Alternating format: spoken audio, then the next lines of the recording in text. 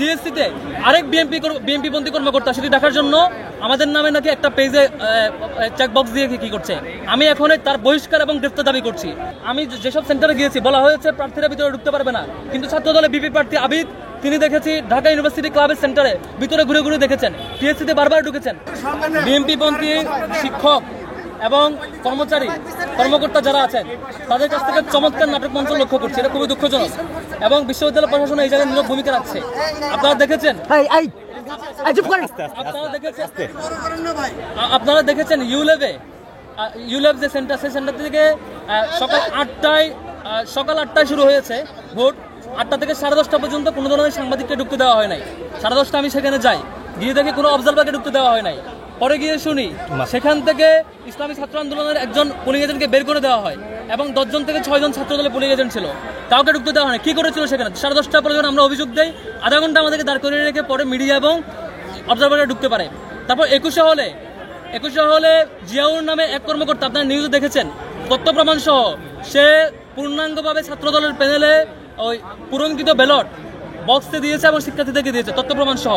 সেই অভিযোগ যখন আসছে, সবাই যখন প্রেস কনফারেন্স করছে, সেটি দেখার জন্য টিএসসিতে আরেক বিএনপিপন্থী কর্মকর্তা সেটি দেখার জন্য আমাদের নামে নাকি একটা পেজে চেকবক্স দিয়ে কি করছে। আমি এখন তার বহিষ্কার এবং গ্রেফতার দাবি করছি। টিএসসি সেন্টারে যে এই কাজ করেছে, যার ব্যাপারে কনসার্ন আছে যে স্টাফ, তাকে এখনই গ্রেফতার করতে হবে। ওয়ালটন এখন দেশের সীমানা পেরিয়ে পৌঁছে গিয়েছে 50টিরও বেশি দেশে। ওয়ালটন, ঘরে ঘরে বিশ্বজুড়ে। এবং সে পুরো নির্বাচনকে প্রশ্নবিদ্ধ করবার জন্য, 21 হলের ঘটনাকে লুকানোর জন্য, লুকোচুরি করবার জন্য সে এই ধরনের ঘটনা আশ্রয় নিয়েছে। 21 হলে যে কর্মকর্তা বিএনপির ছাত্রদলের পূর্ণাঙ্গ প্যানেলের চেকলিস্ট দেওয়া বা ভোট দেওয়া ব্যালট বক্সে ঢুকিয়েছেন বলে অভিযোগ এবং নিউজ আসছে এবং তথ্য প্রমাণ আসছে, তাকে যেমন গ্রেফতার করতে হবে, আবার সেই ঘটনাকে ধামাচাপা দেওয়ার জন্য, ডিজাস্টার কন্ট্রোল করার জন্য এখানে তাদের পরিকল্পনা অনুযায়ী আরেক নাটক সাজানো হয়েছে যে একটা সিঙ্গেল পেজে, তারা পারলে আরো কয়েকটা পেজে করতো এই নাটক ঢাকা দেওয়ার জন্য, হয়তো কোলে উঠতে পারে নাই। যে করেছে তাকে এখনই গ্রেফতার করতে হবে এবং পানিশমেন্টের আওতায় নিয়ে আসতে হবে। কার এজেন্ডা বাস্তবায়ন করছে, তাদের সাথে কি ধরনের লবিং খুঁজে বের করতে হবে, এটা আমাদের দাবি।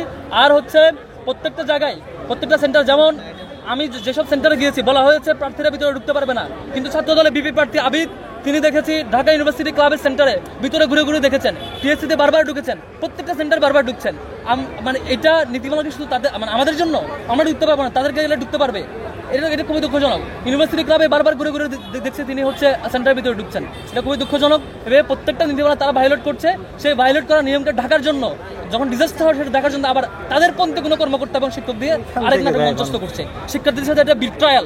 ঢাকা বিশ্ববিদ্যালয়ের শিক্ষার্থীরা 24 গণ-অভ্যুত্থানের পরে একটা ভালো সময় সুযোগ পেয়েছিল ডাকসু নির্বাচন উপলক্ষে, সেটিতে তারা এইভাবে করে সিন্ডিকেটেড তাদের শিক্ষক এবং কর্মচারী দিয়ে এভাবে ডাকসুকে প্রশ্নবিদ্ধ করার অপচেষ্টা, এটা শিক্ষার্থীরা তার জবাব দেবে। এখন নির্বাচন চলছে, শিক্ষার্থীরা তার জবাব দেবে বিশ্বাস করছে। এবং যারা এই কারচুপিতে জড়িত, এই বাজে কাজে জড়িত, তাদেরকে এখনই গ্রেফতার করা হোক এবং তাদের সাথে সেই দলের কি কানেকশন সেটি বের করা হোক এবং সেটি জনসম্মুখে মুক্ত করা হোক।